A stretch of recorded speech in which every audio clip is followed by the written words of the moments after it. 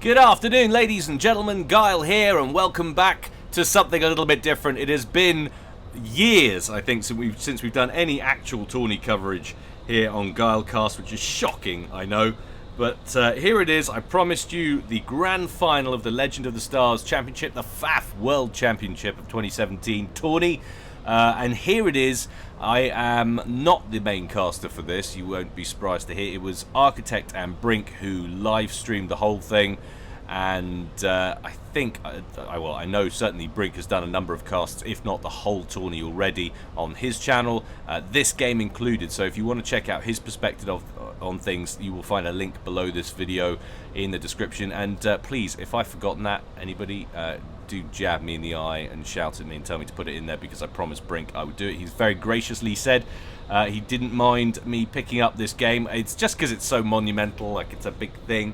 It's worth checking out. Why is it a big thing? Well, it's a big old prize pool. The first place for this tourney, first place alone, was 500 Australian dollars. That's about 400 US. Second place was 150 Australian dollars. It's like 120 US. And then third place, it was 50 Australian dollars, which is about 40 US, thereabouts. I'm not going to go into. You guys can do the XE currency conversion if you want to find out what your local currency is, whether it's euros or GBP or whatever. I'm not going to go into it, but that should give you an idea. So that's pretty good money if you come first in this thing. Like $400. That's not to be sniffed at. And I tell you what else isn't to be sniffed at. Check out this bad boy. Cha-ching! Have you ever seen such a glorious piece of equipment? Never in the history of FAF has someone been awarded a trophy like that. The giant love spike. It's a little bit phallic in a way, but it's kind of cyberny because it's a big old spike, and yet it's made of glass. So it's kind of more like Aeon. Boom. Psh, thank you, I'll be here all week. There, you see what I did there. But no, how cool. How freaking cool. You can't actually tell from this, but there's another picture that it's kind of... it's not just a kind of pyramid spike that's the same all the way around. It's got a kind of flow to it. So it's pretty cool. My video in the background's about to end here. So you're going to lose the background noise, which is going to sound awful. But never mind. We're nearly done. Quick rundown on what happened. We had group stages first of all.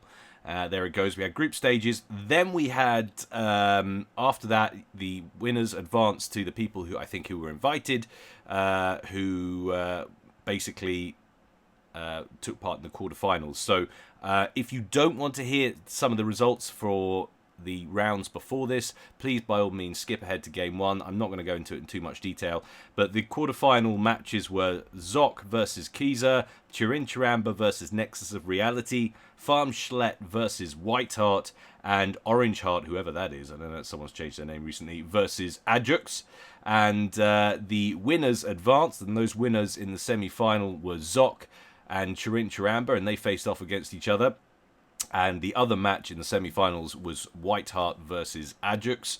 And you can tell, obviously, by the floating text, if we get rid of that beautiful Love Spike trophy there, that the winners of those two matches were Zock and Petric, or Zock and Whiteheart, as he's listed here. The bronze match was between Chiramba and Ajux. I'm not going to cast that either. Ajux was victorious in that 3-1.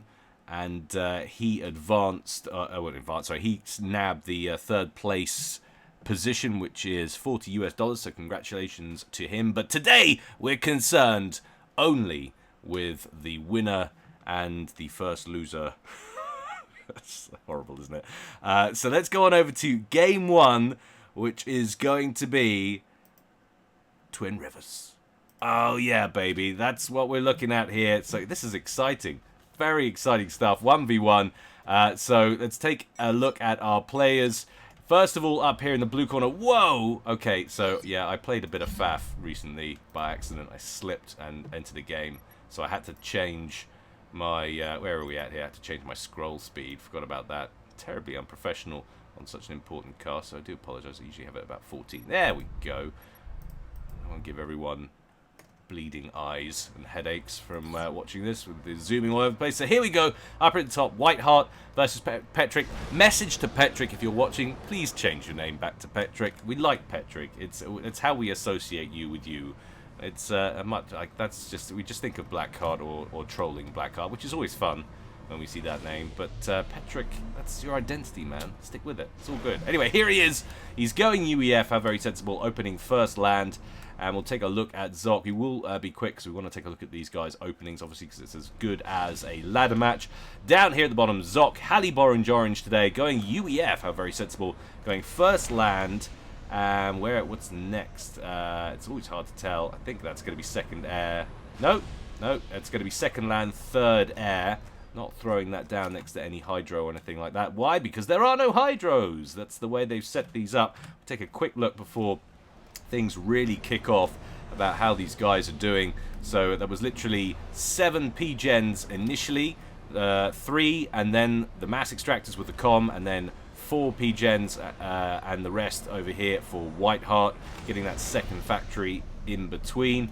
Zock literally went for a very reasonable 2 initially, and then I completely lost track. But hey, you guys probably caught it while I was waffling on, I'm sure, so it's all gravy, right? Over here in the center, we can see a few early harassment units, a little mech marine, and his accompanying Snoop for radar coverage there, heading south with great purpose and gusto, looking for any Zockian engineers just going about their merry business. Good thing everyone wants to smith me just because I'm playing a tournament. I guess message me, maybe something like that. I don't know what he's talking about. Answers in the comment section below. It's probably very simple. But Zock, anticipating the trouble, sends a Snoop out here. The Snoop's going to get annihilated pretty early on. Nice little bit of micro there from Petric. Keeps the mech marine alive, although the striker actually goes straight for the opposing Snoop. Would you look at this micro? No! Gets hit once, gets hit a second time. The striker's nearly down to nothing. Come on, Petric, I'm rooting for you in this exchange. Yes, the mech marine, the hobo, he makes it. That's awesome. Isn't that awesome?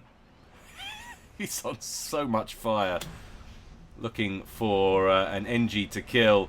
But I think he's probably going to just run into another striker. Well, if he's lucky. Remember, of course, he's lost his Snoop, so he hasn't got the intel. He's right there, but he does lock onto an NG, and there is a striker right here which swerves to intercept, and one shot is all it needs. So close to killing off an engineer there. 45 HP. What are we looking at in terms of eco so far? 17 for Zock and 19 for Petric. Whilst Petric was doing all that micro, impressed to say the least. Zock going for the reclaim at the central reservation, but there is a striker lying in wait. That engineer gets knocked down, and now it is a 2-on-2 conflict between 2 tanks. A Snoop enters the fray, another striker heading down from the north. Scout planes out the center. How quickly is this escalating for under 4 minutes into a 1v1? There is a lot on the line here. 500 Australian dollars, 400 US dollars versus 120 US dollars. That's a pretty significant difference. I'm not going to pretend that the money probably isn't going to interest these guys a little bit more than the giant love spike. Although, I gotta say, I mean, how cool. Can someone put it in the comment section if they know who actually designed that thing? Because that's a thing of beauty right there. Very impressed. You deserve kudos for all of your extracurricular FAF contributions. Really is a case of tit for tat here. Strikers exchange blows. Lots and lots of micro. Petric holding his own, but he's got a little problem up here potentially. What do we got? 4 strikers and the Snoop. Another Snoop over here as well. And a vulnerable engineer potentially. There are tanks moving to intercept there from Petric. And you have to say, Petric, a phenomenal player, and actually in terms of global ranking, is ahead of Zock. I'm not sure what Zock has been doing lately, but I think it's fair to say the majority of people might view Petric as a slight, only very slight underdog in this one. Zock has certainly a certain amount of form in coming out on top in these kind of tourneys. But Petric manages to kill off the NG that was working down here. Poor Barry. Just going about his business. ACU there for Zock is going to be forced to intercede and build that himself. Striker kept alive by moving down here to the bottom right-hand corner. Going to lie in wait and make trouble. So we do have at least one Hydro. It's right at the back here, but you can see why they weren't going to be waiting to expand to the rear plateau to throw down an air factory. Where are we at now in terms of factory numbers? 1, 2, 3, 4, 5, soon to be 6. 2 more on the way for Zock. 1, 2, 3, 4, 5, 6, 7. Soon to be 8 with 2 more on the way there for Petric. And where are we at so far in income? 37 for Petric versus 35 for Zock. Distance build on the way for Zock in the top left-hand corner. Advantages of that. Take a while to get the engineer, of course, there on its Todd. But not having to wait for the transport or indeed expend lots of your eco on an early transport. It's quite an efficient way to do it. A drop on the cards for Petric, we presume, towards the bottom right-hand island. Zock attempting a run-by on the right-hand side, but that looks like it's going to be unsuccessful. Many blue tanks lying in wait on that side of the field. Zock forcing Petric back, though, on this side of the pitch. Engineer dies, as does the mass extractor he was working on.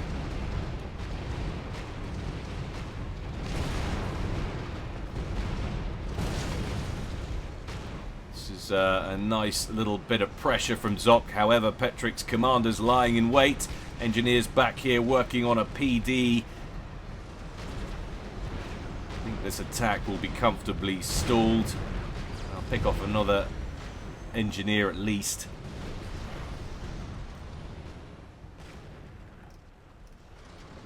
Petric up and running down in the bottom right hand corner with a land factory. Zock has his operation going with that distance build and already has engineers moving towards the center, but there's a lot more build capacity here, at least an extra one for Petric. So it's pretty close on the side islands. 47 now to 58. Zock has leapfrogged Petric in mass production.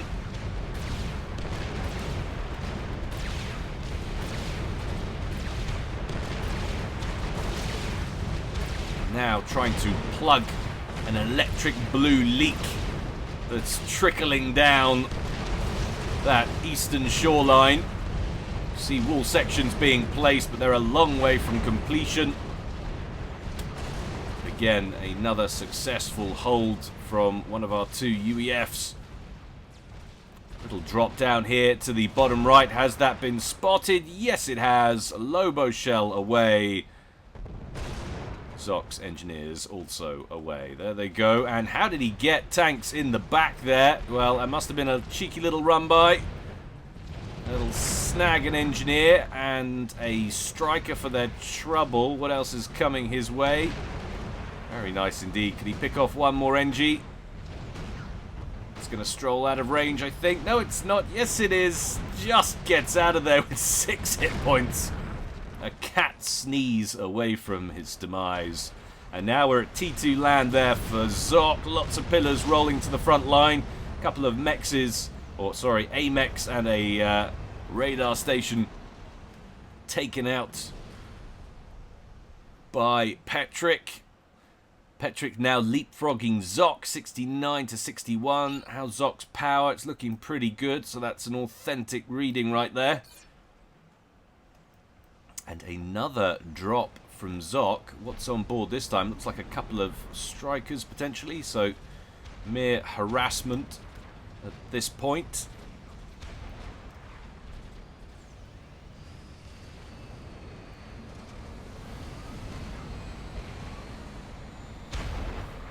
Zock wants to move those, otherwise he's going to fall victim to another Lobo shell once again. And there it goes. And this is the problem with executing drops at the side islands, especially when you have light artillery. You've got to move them.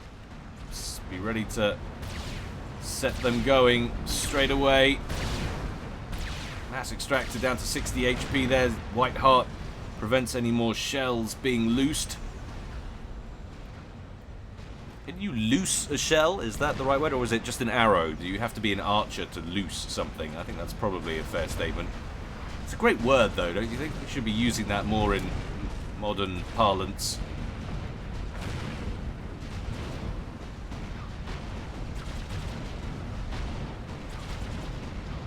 Nice little run-by on the cards here from Petric, who starts a gun upgrade, starting fluffy gun damage and range. That would be the Zeph amp. Zock moving in to seal the gap, but Petric getting good work done on the ground here, staying ahead of the pack. For the most part, we'll catch an engineer on a reclaim mission and should take down a couple of mexes as well. Petric already up 77 to 73. This will inch him ahead another 4 mass if he gets both of these.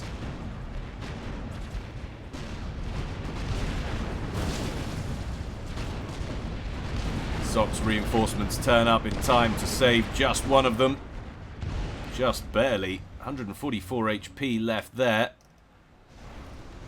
Wall sections weren't completed. There's a nice comfortable gap there for Zock to sneak 5 pillars through. Zock starting nano repair on his comm. Both these guys going for a bit of extra chunk.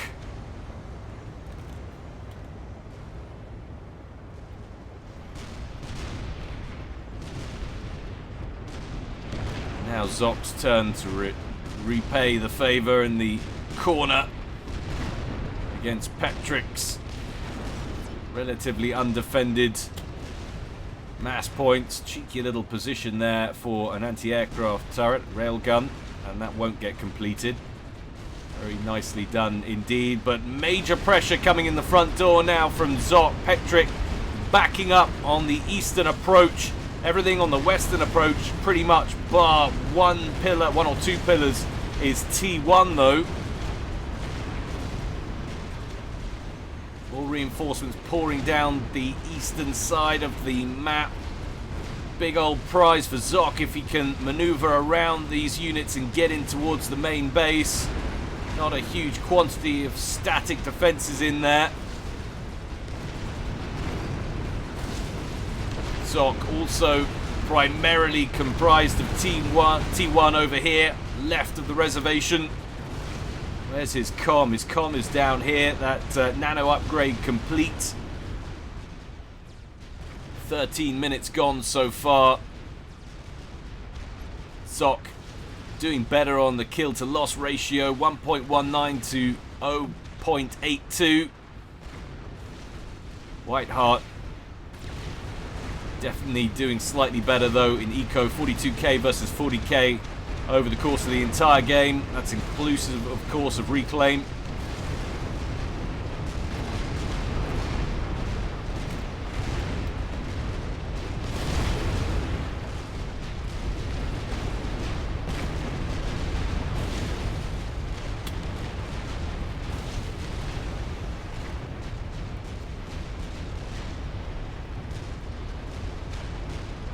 Zock marching forward into pretty heavy wall of tanks, T2 tanks right there. He's got the nano upgrade, and he's got plenty of power in the bank as well, so lots of overcharges at his disposal. And he's doing good work west of the reservation as well. Petric having to withdraw. Let's have a look at T2 numbers. Commander under attack. 37 pillars on the field for Zock, 31 on the field for Petric. Jiggery pokery happening now as these two players jostle for the best position. Petric trying to control two fronts with one large blob.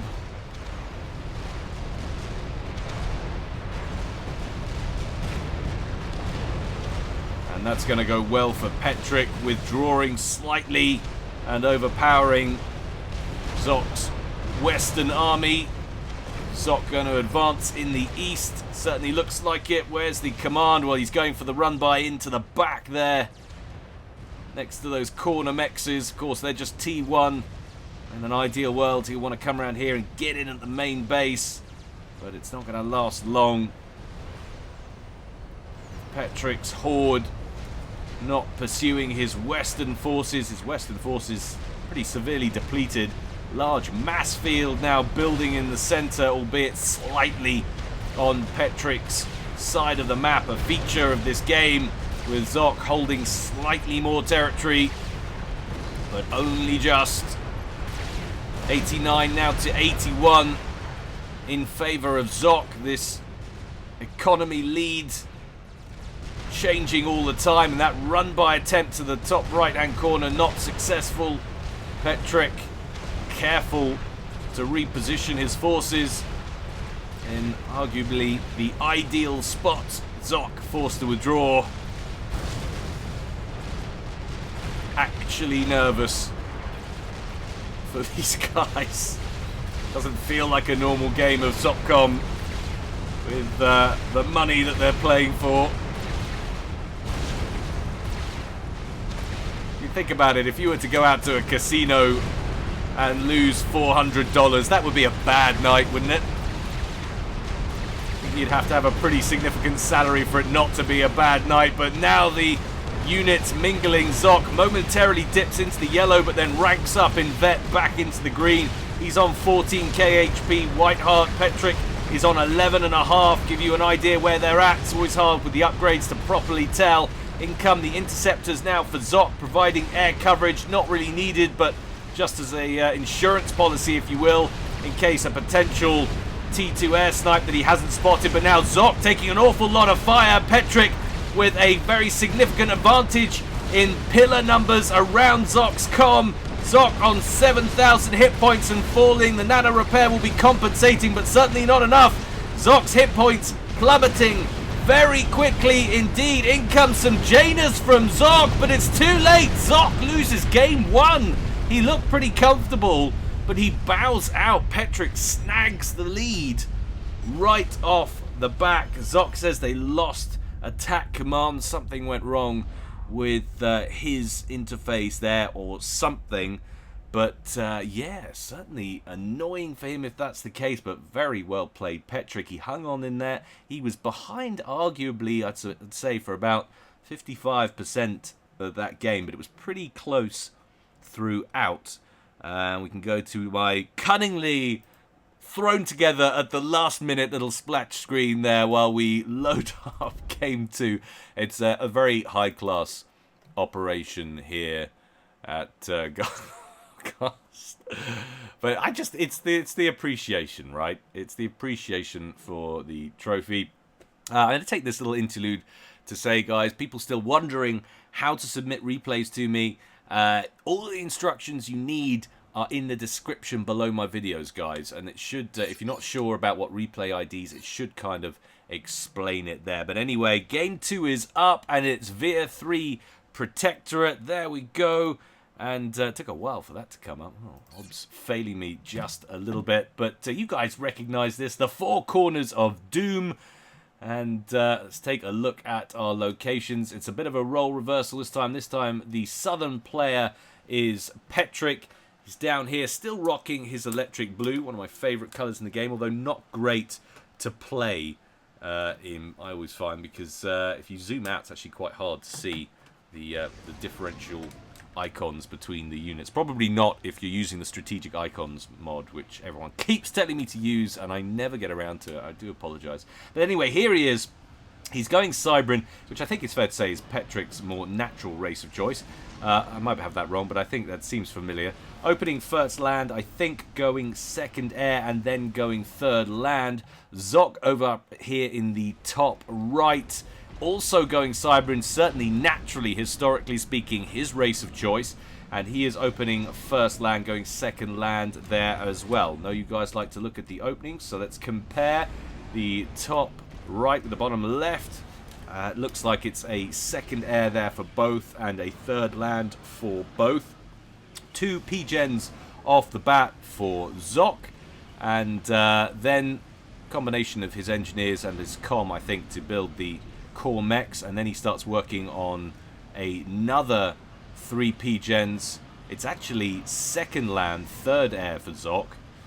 He's going 3 P-gens factory, 4 P-gens air factory. With Petric over here, who opened with 3 P-gens, I believe. Again, went for his core mechs. After that, 1 extra P-gen for him on the start. And then it's really hard to tell. It's going to be 4, 5, 6 P-gens, then air factory second, I think. I could be making that up. It's so hard. No! Talking garbage. 4 P-gens, land factory, then 2 P-gens, air factory, 2 P-gens. So there we go. I got there in the end. You forgive me and my learning disability. That's not hate speech. I actually am quite heavily dyslexic. But not that that would affect it in any way whatsoever. So what's coming out now from the top right? It's more lab play. This time it's from Zock. Petric was the more aggressive with that opening lab. That wonderful mech marine of doom, the hobo of joy, taking down that striker in that awesome little bit of micro. We'll see if Zock can compare with Petric's play in the early game. We have a Mantis out, being more defensive. Really is the order of the day. If you're going on the offense, get the lab out. If you're playing defensive, it's your T1 assault bot or tank of choice, depending on your race. Generally, the way these things go. Zock's going for a 2-pronged attack, 2-pronged harass. The first one's going to run straight into a Mantis. Where's your micro? There it is, Zock, and it's just not quite as impressive. I think that was a case of Zock's attention momentarily being on work up here, hearing the gunfire and then turning to it just too late, whereas Petric on the previous game clearly happened to be focusing on the Mech Marine just at the right time. And that little mole there out for Whiteheart, for Petric, I'm sure will have spotted the incoming danger. Having said that, he's not moving to intercept. What are we looking at here? Well, he might be now. He must have just seen it. Should pop up on the radar any time now. There's an engineer that's potentially vulnerable, but he's well aware of the danger. The mole quite far ahead of the hunter. Slightly more interesting engagement up here. 2 interceptors tangle. Petric's gonna snag the first kill there in the sky. Mantis on Mantis. Who goes pop first? It looks like it's going to be Petric. Petric goes after. That's beautiful. Ah, nerdgasm. Petric switches up, knows the Mantis is going to die, goes after the engineer, and Zock blocks the incoming fire with a couple of quick factory builds, keeps that edge. That's just so pro. That's so pro. Just that would never occur to me in my wildest dreams because I'm so poor at this game. But 57 hit points left on board that NG. And he's still alive. He can go about expanding and continuing to provide Zock with the best possible outcome, hopefully for him. 29 to 25 in current mass reading. Both 6.5k apiece on total mass accrued. And a small but very negligible advantage in the power game there for Petric. It's almost not worth mentioning at all. In fact, it isn't. Just a nice little filler until more action kicked off, which is doing now at the northern edge of Petric's base. Zock still trying to get a unit in there, but unsuccessful. Good defensive work there from Petric, picking off those incoming units. Kill-loss ratio very high there for Petric. Not so good for Zock, but it's so early on. That just represents the harassing units that have been sent towards the southwest from Zock. Will Petric switch up to the NG? There he does. But I don't know what happened there. It's like really sweaty hands, the pilot on the inside. Slipped off the controls and forgot how to fire. Just moved a little bit away from the engineer and went, I give up! Maybe if I rest on the deck silently, Like a rabbit in headlights, they'll stop shooting at me. Well, it didn't happen, did it? No, it didn't.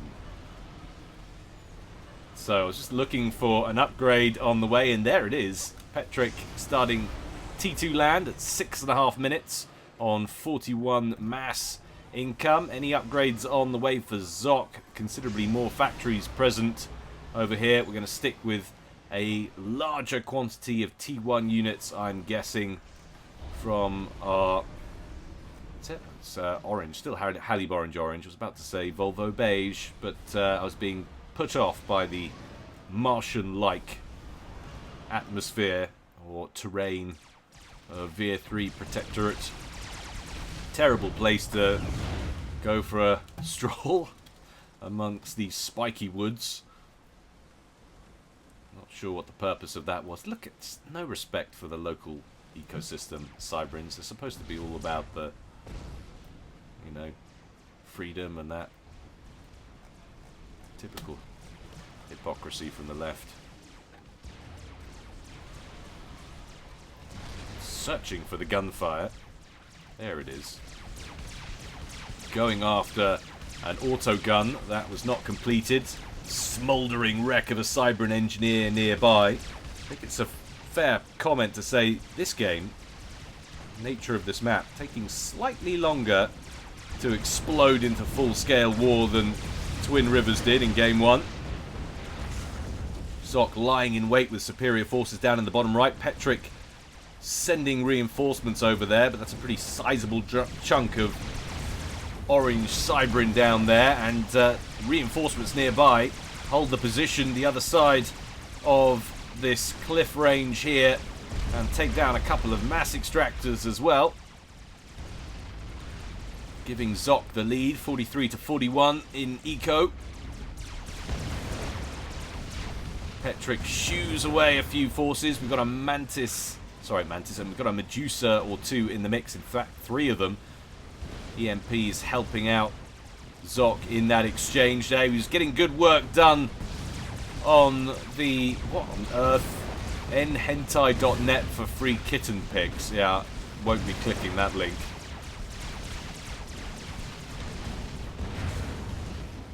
Petric and his questionable internet viewing habits.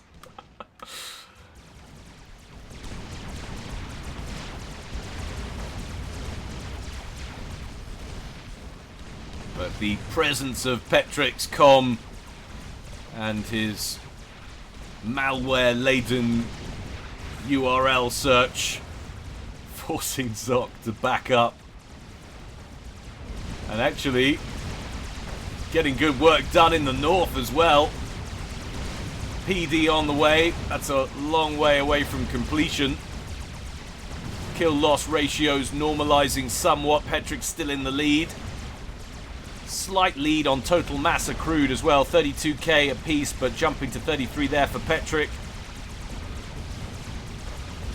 But reinforcements quickly arrive.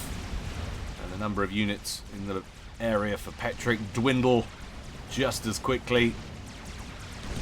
Nice engage for Zock against that formation of Petric's in a suboptimal position. Could do with a Medusa or two, of which he has many. That takes down the engineer. And a couple more units above it. Interceptors tangling over here. Interceptor numbers globally look pretty even. Zock staying at base with the majority of his. One badly damaged Mantis for Petric, just causing havoc in the backfield for Zock, engaging engineers, but curiously just flicking them in the balls and then running away, leaving them all slightly aggravated, but essentially functional to all intents and purposes.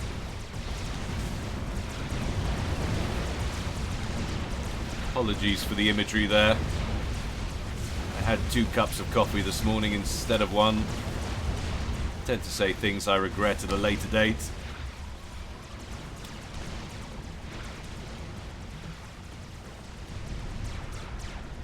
Zock attempted to get a factory online down here. Engineer was discovered. and destroyed.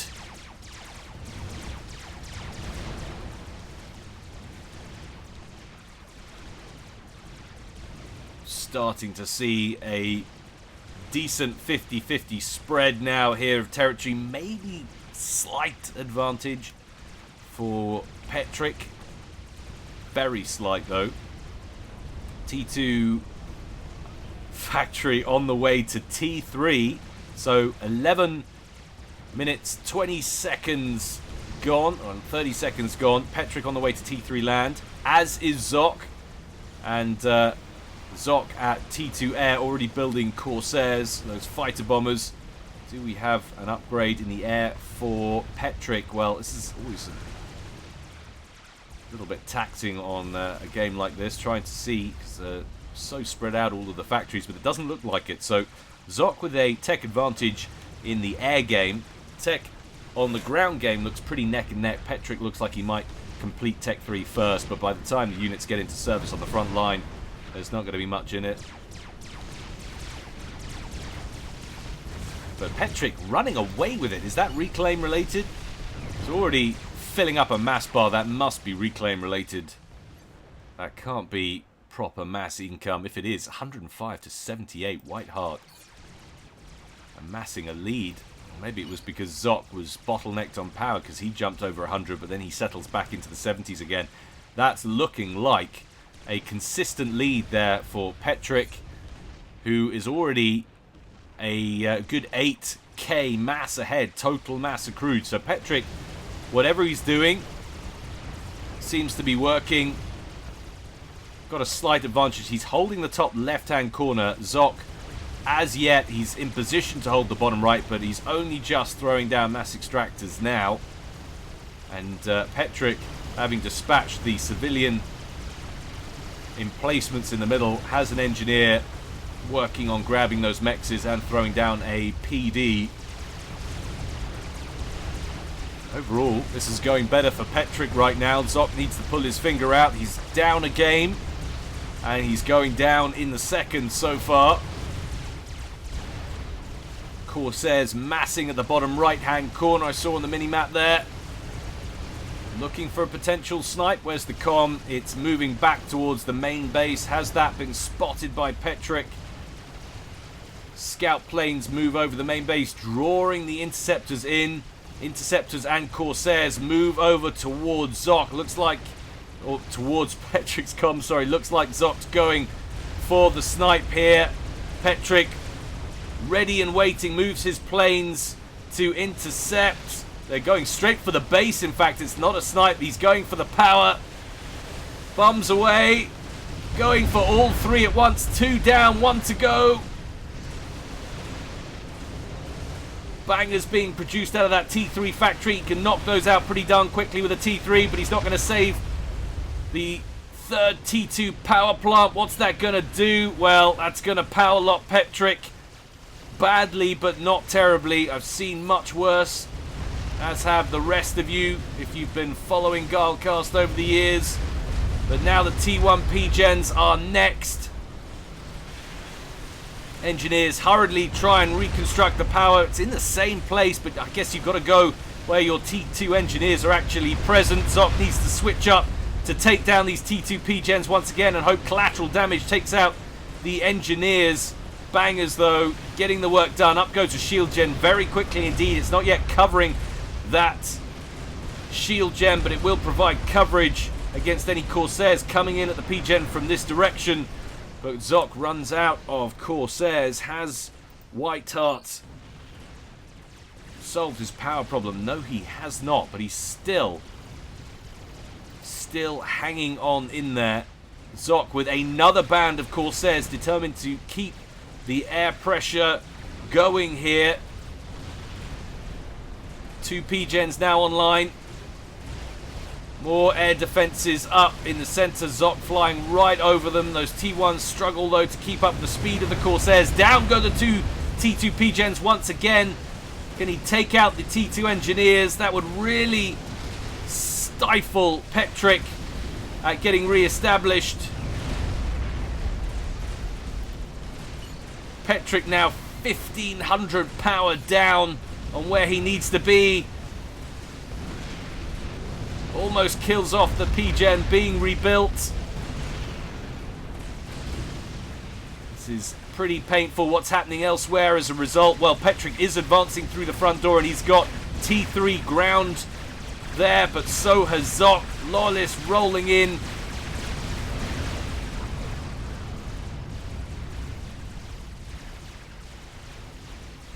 At the very best, this will slow Petric down. Zock needs to capitalize and grab some territory because Petric, 133 to 106, he's still, despite that power raid, those two consecutive power raids, still comfortably ahead of Zock.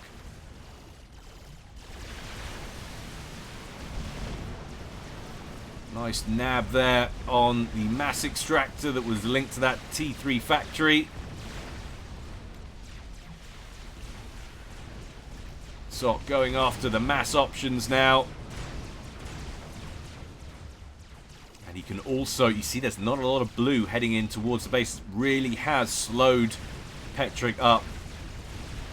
Crafty play there from Zock. Would expect nothing less. Exchanges on the ground between T3, T2 and T1 units. Down here, Zock still trying to establish control in the bottom right. He's nowhere near being able to get any mass extractors out of T1 in that area of the field. Corsairs still dishing out the pain up in the top left this time.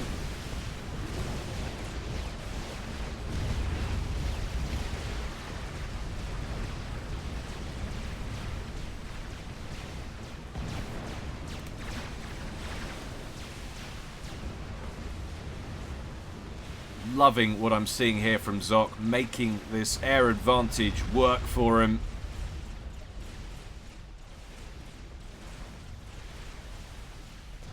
Gradually, bit by bit, Petric supplementing his armies with bangers, getting more anti-air in the mix. 2 P-Gens, 3 P-Gens back online in the main base with some modest shield coverage now, so he'll feel a little more secure. Where's his power situation at? Well, he's fully recovered. But the mass has been normalized or equalized between these two guys. 123, 124 almost apiece there between these two guys. And the kill-loss ratio has bounced straight into Zock's favor after the Corsair attacks. No more Corsairs on the way for the time being. Zock now bouncing to T3. Could we see strats on the way? I'd say he's a little low on power production for that as yet. Could do with getting a T3 ion reactor online.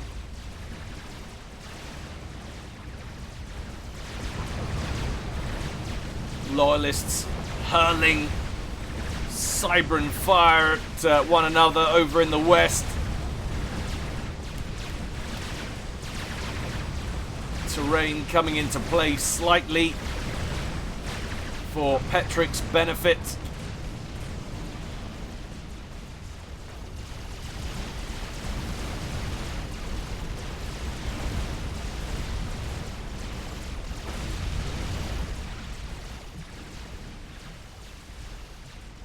Just waiting for somebody somewhere to start a Monkey Lord. Who knows? Might have missed one already. Perhaps it's a little soon. We're not talking about huge mass totals between these guys. It's been a very clutch, cagey game.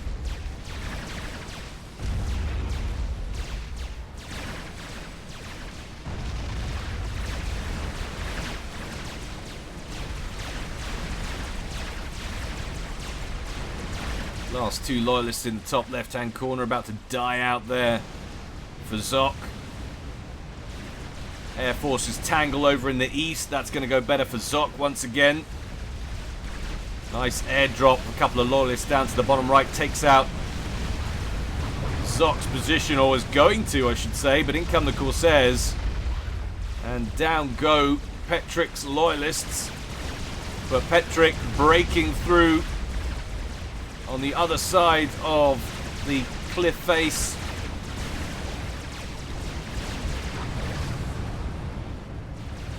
Now, does he have an entrance towards Zock's base? Petric inching away again, 157 versus 130.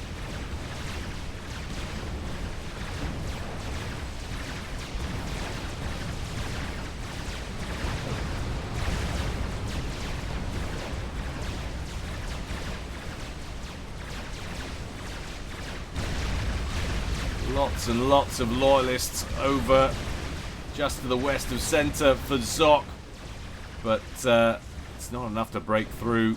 Let's have a look at the numbers over here. What have we got going? 22 there for Petric, and Zock with 28, but Petric with lots of other units in the mix as well.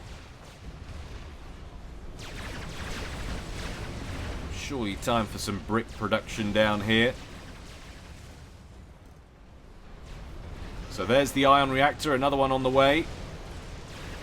ASFs, a couple out.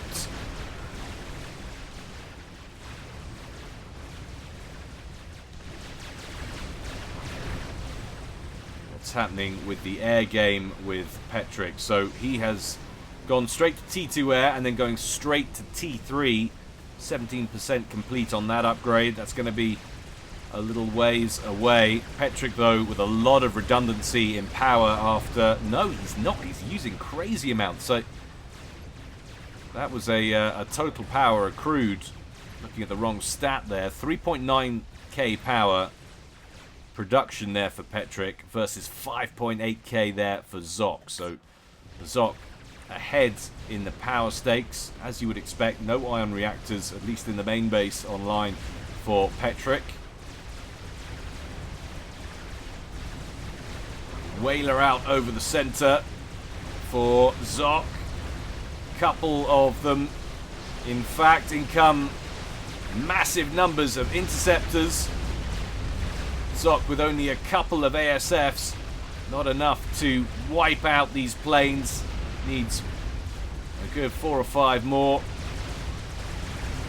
He has a bunch of his own inties, though. They're late to be dispatched, but in they come.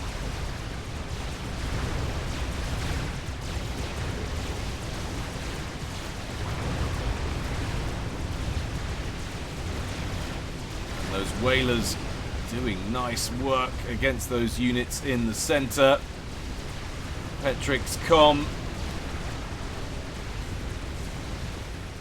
down here, not a million miles away from Zock's advancing forces. Zock, though, still loyalist only compositions.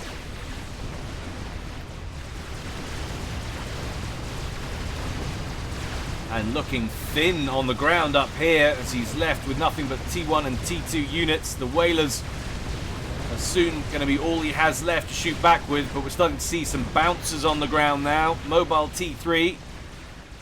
It's going to dramatically reduce the efficiencies of those gunships. But this is a very nice attack indeed. Petric going to lose more crucial P-gens.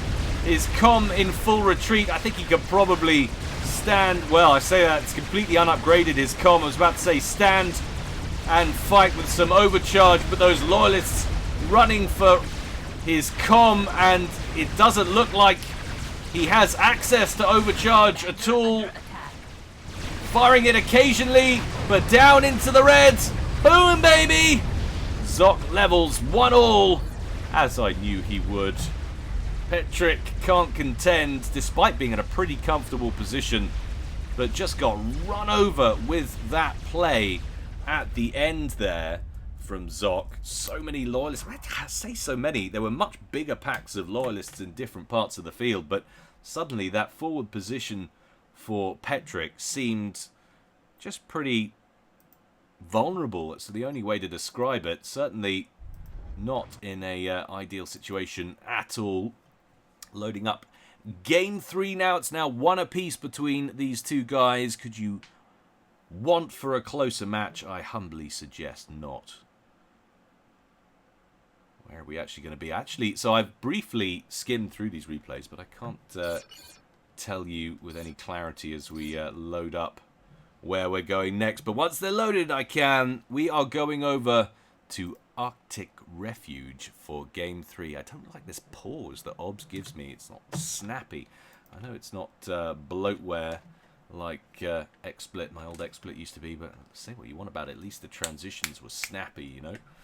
But anyway, let's take a look at our players. They've switched ends once again. So bottom left-hand corner now for Zock. Going Cybering once again and going land all day right from the outset. 4 land factories. No, I'm talking garbage. He's going for first air. I didn't expect that, so I just assumed it was going to be a land factory. What's Petric doing? He's playing things more conventionally. He's going land all day. 1, 2, 3 land factories. And we're going to have to pay close attention because this is going to be utterly crucial. A air first play from Zock.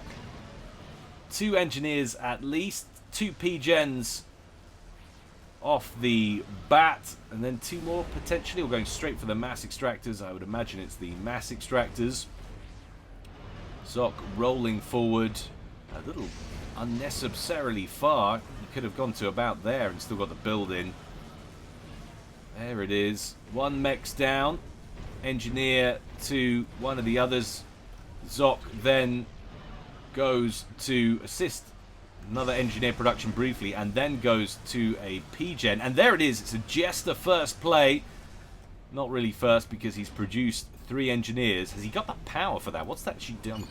Interested to see. So he's at -79. I know we're ignoring Petric's open altogether, and I do apologize for that.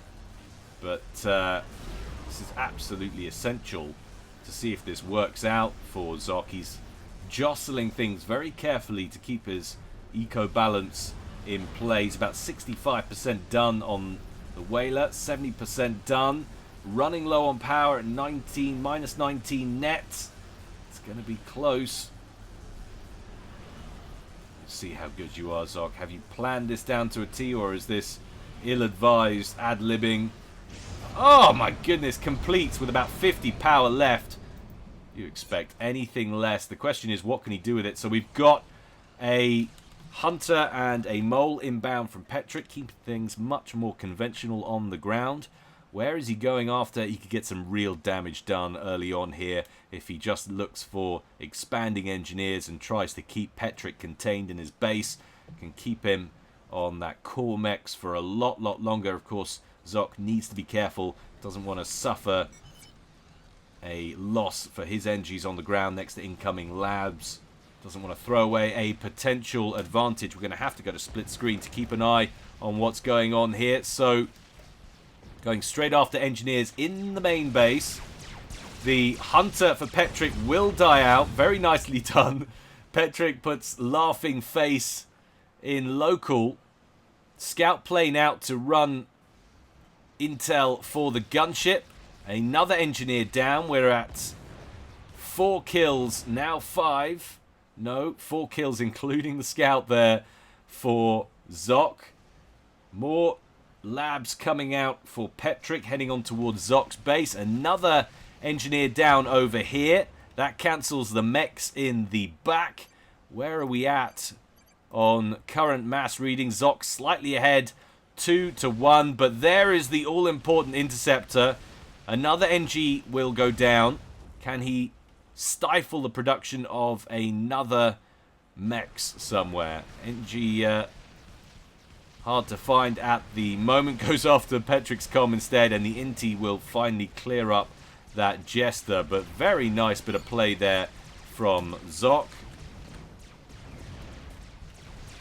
Zock snags an NG over there with a Mantis, and these are all NGs here. This could be a nice play from Petric if he rolls in to intercept. But Zock with a 2-mass advantage. Not huge. Could have potentially been bigger, but certainly going to keep Petric on his toes. Petric advancing out of his base now with his comm, rolling in towards the center. Zock doing the very same. Large contingent of blue Cybran moving over towards the top left of the map. Going to run into Zock's forces moving up that way as well. Zock now ahead with a 4-mass lead. 15 to 11. Behind on power by 60. Not hugely relevant, but still. God, I've actually got butterflies right now. Very, very nervous for these two guys.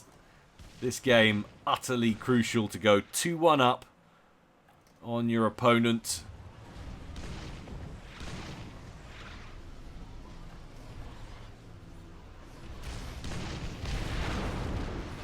Down goes the corner civilian PD. 3 more to go, but big potential bonuses in the center. Zock trying to grab control of that. In fact, his comm moving right that way as well, as is Petric's. Petric's going to stop short, first of all, with his comm and grab a land factory. Should give him a mild advantage in the center, but will it be too late? Will Zock already have capitalized on all of the mass in the middle? Annoying, irritating UEF agricultural centers blocking some of Zock's shots there. Producers taking down the T2 gens. You might ask, why not just cap them? Well, the mass more crucial early on, and that's a hard place to hold anyway. Probably going to lose those gens at some point. Much better to get in, kill them off, scoop the mass, throw down some T1 mexes for a bit of short-termism and reap the rewards immediately. Little exchange on the bottom there. Goes better for Zock, who had a numerical advantage. Petric rolls in, balls out unashamedly, so ignoring the T1 PD that's just blasting him in the back. He quickly throws down a reclaim order, but that's done some serious damage. That's left him with 7k HP. That's a 3k deficit against Zock, who is just a stone's throw away right now. All Petric's thinking right now is mass, mass, mass. Fortunately for him, Zock, with little or no support in the center to throw at him. Oh, I may have spoken too soon. Both of these guys throwing Mantis in, turning up at the same time, and Petric pretty masterfully there, unconcerned about that damage initially, will allow him to go toe-to-toe from Zock, who got there quicker actually. Zock perhaps wasn't ready to spend the mass and so didn't go herring into the middle. But that could prove to be a mistake. Whiteheart, Petric getting his fair share of the mass in the middle. Zock has got a couple of reinforcement points here. 2 factories and 1 slightly further back. He's actually got a much better production facility in the middle or towards the center than Petric does. So Petric is going to have to withdraw, I think, as Mantis starts to get in around the back of him. Petric moving away towards home base. Does he have access to overcharge? No, he doesn't. And he is sub 50% HP. Zock trying to get in around him now and cut him off from his base reinforcements. The interceptors come in to fight overhead to wrestle control of the skies above what is now a very dangerous and precarious situation for Petric. Zock, I think, psyched out slightly there. He could have got the kill right there and then. Outlasted him on the ground. In comes a Jester, but there's just one of them. Zock needs to dispatch his inties to kill that off. I don't know what he's doing or where he's at. You have a vulnerable Jester that's just going to town on your T1 units in the middle.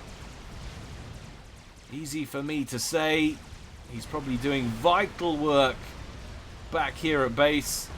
Well, it certainly doesn't look like it.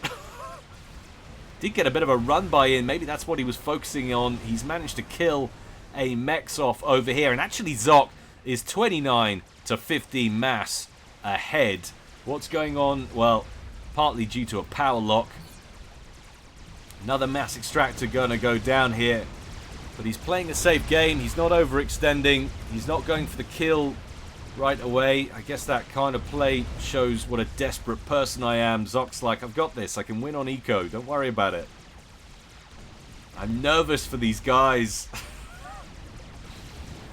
Just thinking what $400 could buy me right now. Nice juicy new lens for my camera.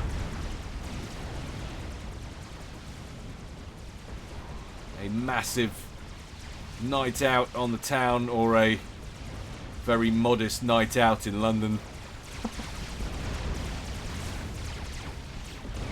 Yes, it has literally got that bad over here in terms of living expenses.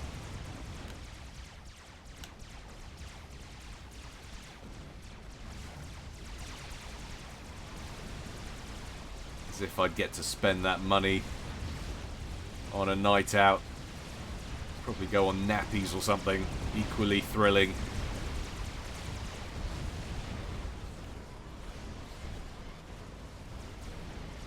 Zock hoovering up stuff now. And if we look at total mass accrued, he's got a 3k lead on Petric. But Petric's caught up now. He's sorted his power lock problem. It's 29 to 33. Zock needs to get ecoing. Mantis rolling in down here. Zock's going to cover it with a Jester. Nice work. Prioritizing unit efficiency as always.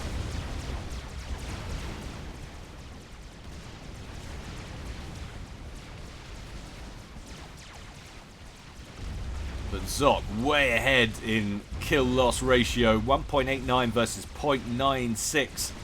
And 2k up as well. That is unsustainable for Petric, who is caught amongst Zock's Mantis once again. He has reinforcements though, and Zock is going to withdraw. Doesn't want to lose those units. More turning up all the time in the middle though. Zock going to add to his factory lead in the middle. And of course, all the time you're adding more and more reinforcements points, for Zock. Slowly creeping towards Petric's base. It's going to make it harder and harder for Petric to keep up with the spam. Jesters going to work along with the odd ground unit trying to pick off mass points. Petric spies it, sees it's vulnerable and sends in the inties. There's a slight intie lead for Petric as well. Run by attempt for Zock's going to get sandwiched out. That's going to have to fall back. Petric's comm over here potentially vulnerable. Zock is going to move in on it with his Mantis. No, he's not. He thought about it. Petric had advanced one iota more. He might have gone for it. 12.5 minutes gone.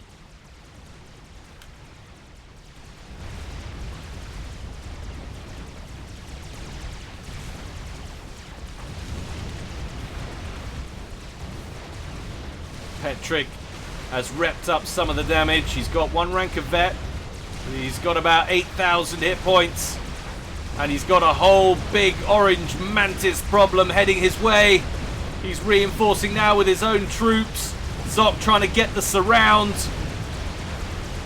And actually Petric's Mantis, his own Mantis, blocking his escape. Nice little run by at the top as well. And potentially on the side. It seems like Petric's sphere of influence is diminishing slightly, although he's getting work done at the bottom of the map as well.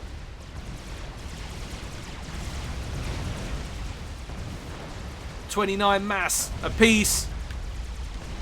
Still neck and neck.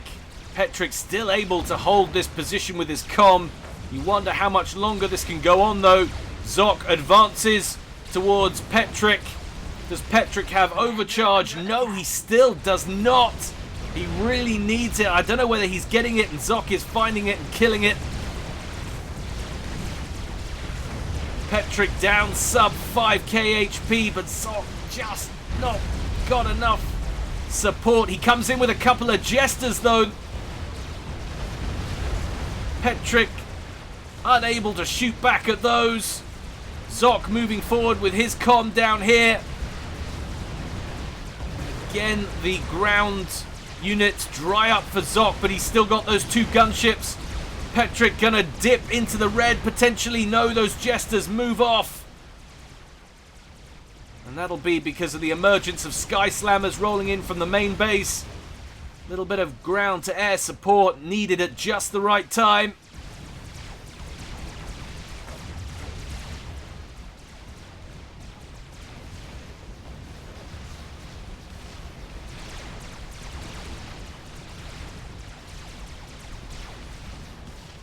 5k HP on that comm. Petric's playing a very, very cagey game indeed. He is literally on the edge, forced to use his commander for full-on base defense. Otherwise, Zock would have nothing to stop him steamrolling in through the front door. And Zock now double Petric's income. Commander under attack. And that's actual income. Sufficient power to operate under normal conditions. Zock taking full advantage of a small air lead he's got to send jesters out to pick off what vulnerable mexes Petric has. Petric out front with his comms still battling away.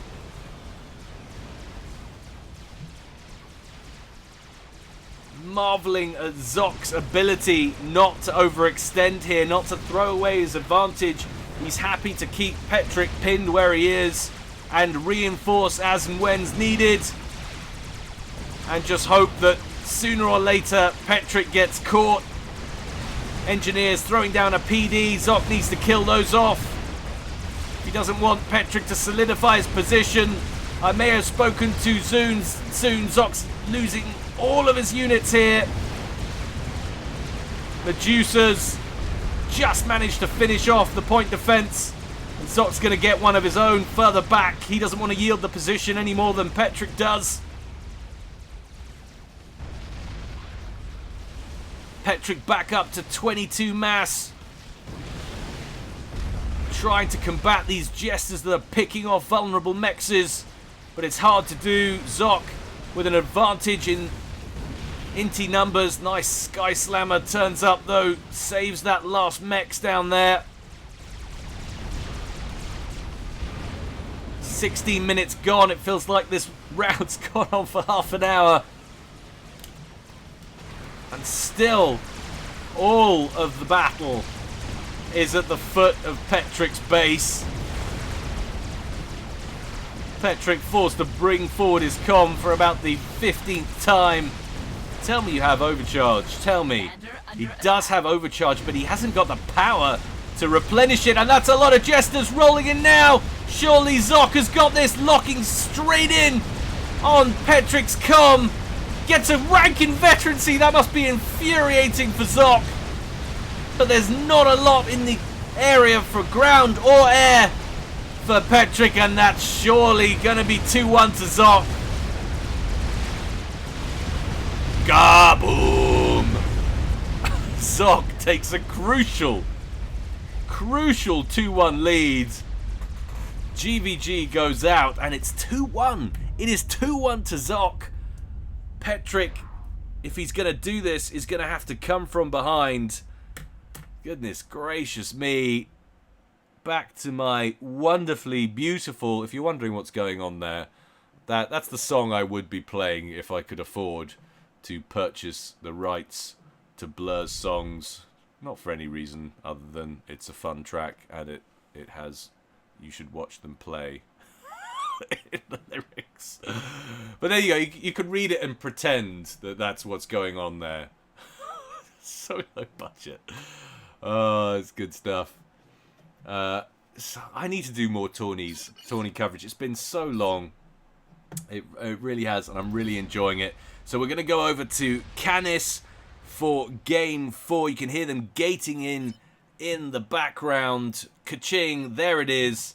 And it doesn't switch this time, curiously. So there was no real reason for that. That was all random. It just so happened that the first 3 games they were switching. Up here at the top, once again, is Petric. And he is switching in a way. He's going Aeon, opening first land. And then, I always give up trying to work out the sequence of whether it's second air or third air. We'll come back to him in just a second. Zock down. They're going Aeon as well. It must be like mirror matchup rules. Maybe that's an element that I've missed, but they seem to be. Maybe it's just they're picking the best race for the map. Certainly, Aurora is going to be helpful here with all of the puddles, the dried up river creek in Canis. But Zock keeping us guessing where he's going for number 2 and number 3 factories there. Down at the bottom, so it's 3 P-gens. got 2 P-gens and then an assistance on the core mechs with the engineers from the comm. So boom, boom. And where'd it go on that? How are you supposed to tell? It looks like it comes here and then comes back to there. So I think that's, yeah, I can't see anything coming off there. So it's 3rd air, 2nd land. There we go. But he's going to grab 2 mexes. So it's all very sequential with his building. 2 P-gens, core mechs, assistants, another 2 P-gens, core mechs, land factory, air factory, P-gens. Generally what we're looking at. And Zock is not sticking around with his comm. He's rolling out to assist the Hydro. And he's going to be throwing down a land factory right next to that. Interesting. So he goes in. He doesn't use the comm to help build the Hydro. The comm is going to build the land factory. I'm so linear with the way I think. I would have probably assisted the Hydro first and then gone for the land factory. You can hear some floaty, naughty going on down here, young man. That's it. We've got a spirit causing havoc. Wreaking absolute havoc in the same way a Viking hamster would do if he was airdropped into Lindisfarne all by himself. Just going to town on the locals. It's a monk getting battered to death by a hamster. Vicious Viking hamster. Viking hamster got stepped on. I don't even know what killed that. It must have been the Aurora rolling off the production line there. I think we can afford to go to +2. Mainly because I'm going to do nursery pickup here, and these games are taking longer than I expected. It's just what you guys want to hear me focused on, I'm sure. One flare down in the bottom, cheeky lab. Those aren't naughty at all. They're very conventional, so of course no access into the main base. He's purely searching for that engineer that will want to be out here grabbing mexes, but he's unable to do so. Safe for the moment until of course Auroras turn up, which they have. In fact, a spirit locking on, we can go back to regular speed because that's operating a little too quickly. Very dramatic, the difference between 0 and 1 there. Zock forced to bring his comm back into the main base. Aggressive play from Petric, who's expanded out comfortably to the corner, as has Zock. Zock only going at Petric's position towards the top left-hand corner with 3 or 4 units there, and they're going to be countered comfortably. But an Aurora has made it into the main base of Zock. Zock's comm over here. I'm sure he's going to dispatch a couple of Auroras to deal with that. I hope he does before he loses a mech. He might actually lose one here. 21 mass apiece. Very even at this stage, as you would expect it to be between these two players. T1 bomber out for Petric. Makes it into the main base. Picks off an NG or 2. Definitely worthwhile. Petric now with a 4 mass lead. And seemingly doing better. He's coming back at Zock with a vengeance on Canis.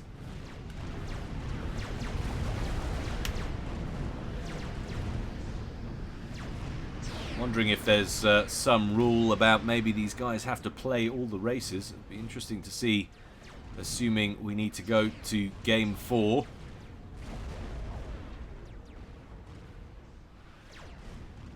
Oh, sorry, this is game 4. Assuming we need to go to game 5. Whether or not they employ the Seraphim or whatnot. It might just be the fact that these guys have very similar ideas about what to play on what map. It would stand to reason. Different maps favour different races, of course, and Petric being incredibly aggressive here. He doesn't like the fact that he's gone 2-1 down. He's literally strolling up to Zock's base with a royal attitude on his face. Splits his units. Com withdrawing slightly. Doesn't want to overextend. But in position here to take down a few mexes. Actually, he's going to stroll back to assist the commander. As much as a hover unit can stroll. Petric and Zock, very even indeed. 1 apiece on kill loss. But Petric with an 8 mass lead and significant territorial advantage, you have to admit. Certainly in the ascendancy here, having just lost game 3. I do miss my Supreme Scoreboard mod for XSplit we used to have at the top, which we could keep everyone aware at where we were at all times with the scoring games. There's no question that OBS leaves my decrepit machine running smoother.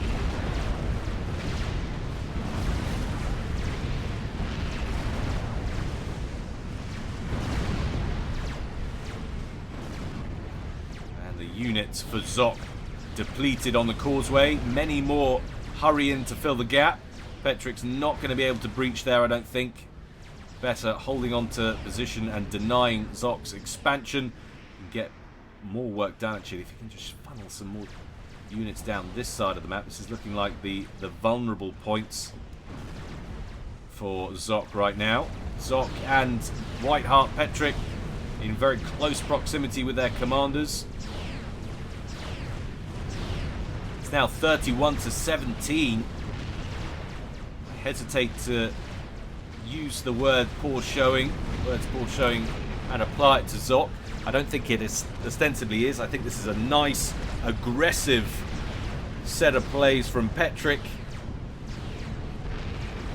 that Zock currently is finding it hard to contend with. The upgrades on the way. No, not at the present time. Doesn't surprise me. Very little mass to play with here. Zock's going to need every ounce of it to battle the spam that's coming his way. Petric, on the other hand, I think could risk an upgrade here. But still happy to try and out-spam Zock, which is fine.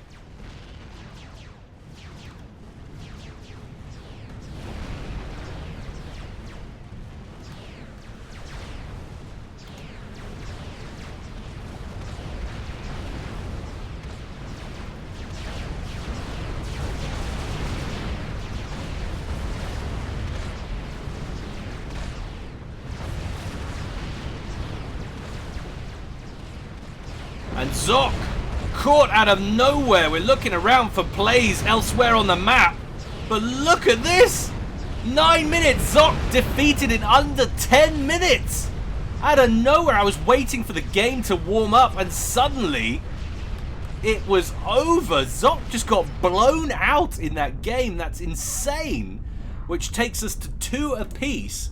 And means we have to face the final game to see who's going to emerge the winner of 2017 World Championships.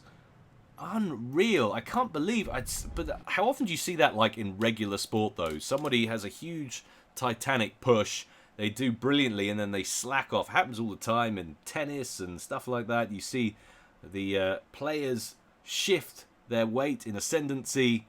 It varies massively, but we're going to have to go into the final game. So it really was a close run thing between these two guys. And that final game is Badlands version 4 as these guys gate in. And this time we've got Zock up top going Cybrin once again, opening first land, going second land as well. And who's he facing? Well, it wouldn't be someone else, would it? We finally have a differentiation between the two players. It's Petric, as we expected, and he's going UEF, opening first land. Now I'm going to speed this up for the sake of me not getting yelled at for not picking up my daughter on time. But Zock going to go second land, 2 P-gens. Then we imagine sticking with his usual 4 mexes on the comm. Then another P-gen. It's nowhere like that, actually. It's 4 mexes, back, then land factory, then 2 P-gens. I get it right eventually. I just have to see more of the buildings being built before I get it right. And I was about to say Petric going land all day, but he's not. There's an air factory nestled in there, queued up next to the hydro. Memeheart is his new ACU name in this one. So we had land, 2 P-Gens, 4 mexes on the comm, and then engineers out to work on the hydro. It does seem like a more efficient start. Hydro already complete, so Zock has 2 land factories online, just working on the hydro now. But he is looking more aggressive. He wants to come back at Petric in a big way after getting, there's no other way to put it, summarily rolled over in Game 4. That Canis game was an absolute blowout. Don't know whether it was the switch to the Aeon that did for Zock, or a lapse in concentration, or just wanting to eco and being completely unprepared for mass spam that came his way. Pick any one of those and list them in order of your favorite. Lab there out for Zock. Little bit of micro keeps him alive. Very nice indeed. He's got a long way to chew through all those UEF hit points left and right. Takes another couple of shots though, and that will be the end of him. That tank survives. 83 hit points, still in the yellow. Not too bad. No gain there on the early lab play for Zock. Let's take a look at where we're at. Who's got the more efficient start? Well, it's sorry to say for Zock, it looks like Petric, although Zock rushes to meet him and then overtakes him. It was 25 to 21 and then jumps to 29 to 27 and then 29 again. Essentially, it's neck and neck. 340 power versus 339 in favor of Petric. No difference there really whatsoever. Nice little run-by attempt over in the left. Could catch an engineer, but will certainly potentially wipe out a couple of mexes. Is he going to stick around to kill the mexes or look for the engineer that just built them? You see, I wouldn't know where to look on that. He's going to continue to push around the back. Kills the engineer. Says, I found that. There's not going to be any more around here. I'm going to come back for the mexes. That is just knowing your map and your timings perfectly. You get that somewhere at around 2,000, 2,500 games, I reckon. Down go the mexes. Down go the strikers. Feeding in one at a time. Zock getting nice work done here. Run by attempt up at the top for Petric. He's going to snag an engie kill, but won't get anywhere else sensitive, I don't think.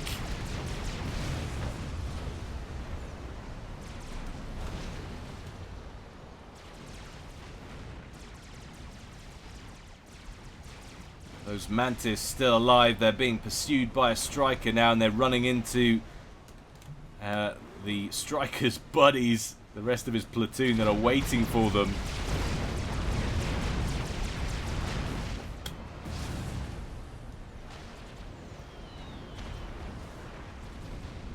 T1 bomber out there for Petric, harassing the units in the center. Bring it back down in speed to a more watchable speed. Zock with more than enough troops lying in wait. Petric saving about 3 or 4 units potentially. No, he's not. Mantis pursuing those, not letting them escape. Don't want to overextend. There is a PD online back here. Do we have any Medusas? No, we don't. Does Zock know about that? Well, he can guess by the radar signatures. So we've got 2 distance builds from both of these guys. One from Zock's comm, one from an engineer. But it looks potentially... Well, actually, no, maybe not. Maybe not. Looked like Petric was about to get ousted over there. Petric airdrops a couple of engineers to the western plateau. He's going to throw a land factory down and grab that. Maybe Zock got the engineer in place, having lost one in that position a moment ago, but has subsequently not initiated the distance build. So it looks like Petric's going to be snagging control of the western plateau. Petric trying to sandwich these units off against the edge of the map. Isn't going to manage it. There's no point as well for newer players in pursuing T1 units there with your comm. You won't catch them. The commander is slower. That's why Petric tailed off there and wants to try and contend with that Mantis spam with reinforcements from the core base. Oh, goodness me, 64 hit points left on that Mex. How very infuriating. Zock wants to turn around and try and snag this Mex and grab this one as well on his way out. Is he going to manage it? Yes, he does. How very satisfying. And down goes that one too. 3 Mexes down at the back there. Zock with a 2-mass lead. Nothing particularly significant at this time.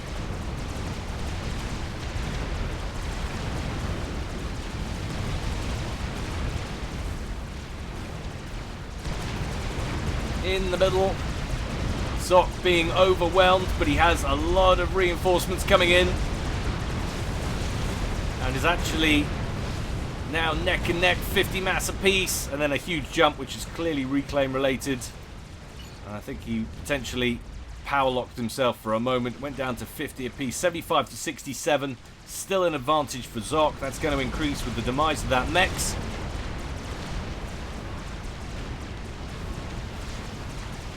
Two land factories apiece on the eastern plateau. Both of these guys vying for control, both with the odd piece of artillery. One of the land factories taken out though. That could be crucial. In comes the strikers to take down the Medusa, but another one turns up. He wants to hold on to that Petric. He needs to prioritize production over there. Maybe get some assistance from those engineers. Zeph Amp on the way for Petric's comm. Both 1 kill loss apiece, neck and neck in how well they're performing. A very modest advantage of about 1.5k total mass accrued for Zock. And now nano repair on the comm for Petric, having completed the gun upgrade. Where is Zock's comm and what's he doing?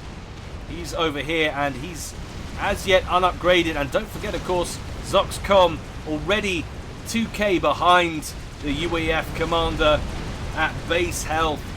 And now he's adding nano repair to that as well. It's going to jump significantly to 14k with more damage, more repairability. Are we going to see a bit of Rambo comm action that Zock is going to find hard to contend with? I think we are. How very exciting indeed. Zock, meanwhile, stationed over in the east. The threat for him is going to come through the center and is backed up with T2 units as well on the ground. Pillars rolling to the middle.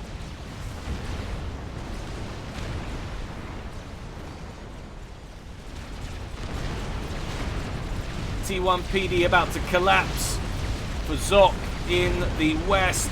Zock still with a good advantage. It's a 20 mass advantage at the moment. 1.3k power apiece. I'm wondering where it's all going. Well, he's producing T3 units. We've got loyalists coming out now of the main base. Will that be enough to contend with Petric, who is literally going for the jugular here? He doesn't have access to overcharge. We need to pay close attention to what happens here, so we're going to go back to proper regular speed. I know it annoys some people when I leave it running ahead of time for too long.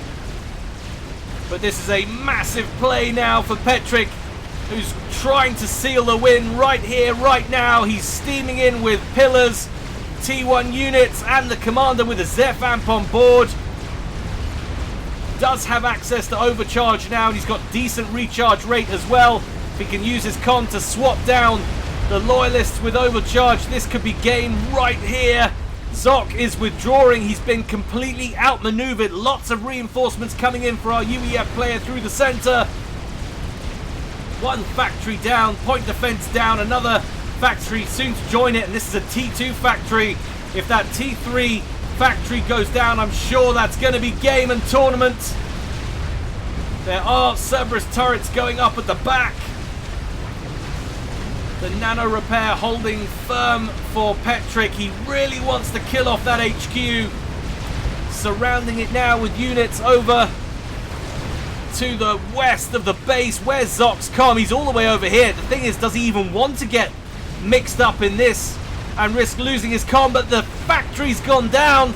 Zock's lost his T3 HQ, something that would have consumed huge quantities of resources.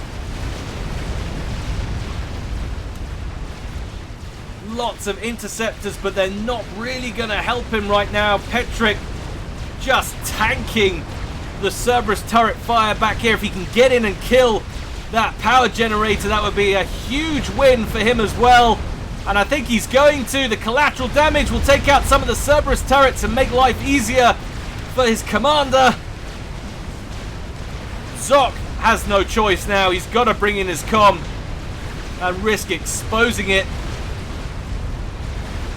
It's now a 6-mass advantage, but importantly and crucially, Zock can't really do anything with that mass advantage. He's lost his HQ.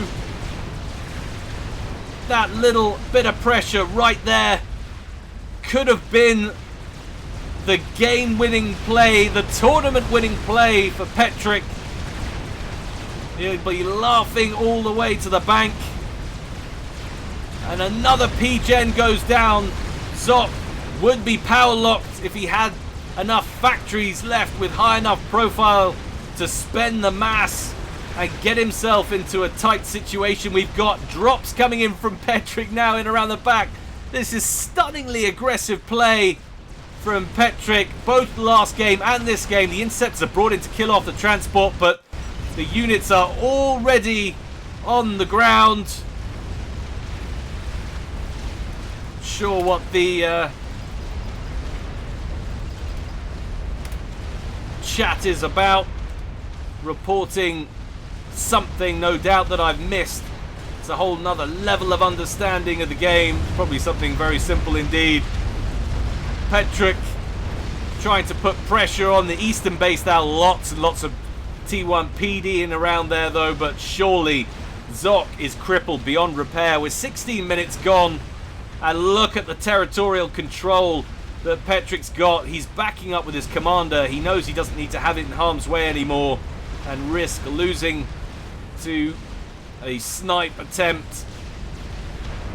Even Hydros getting targeted now, and now Zock is power locked, waiting for that power bar to run out while he adjusts his expenditure accordingly and doesn't suffer the power lock. But the eastern base is under threat here.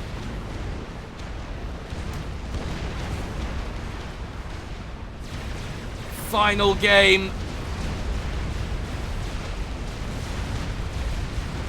And Zock surely down and out. He's taken a lot of damage already. 5,000 hit points on the comm. He's putting up a valiant defense. He wants that trophy. He wants the prize money. But there's more and more factories being produced from Petric on Zock's side of the map all the time.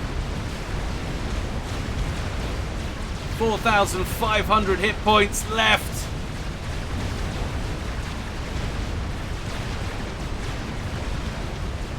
Unbelievable plays. Sweeter than a Coca-Cola enema.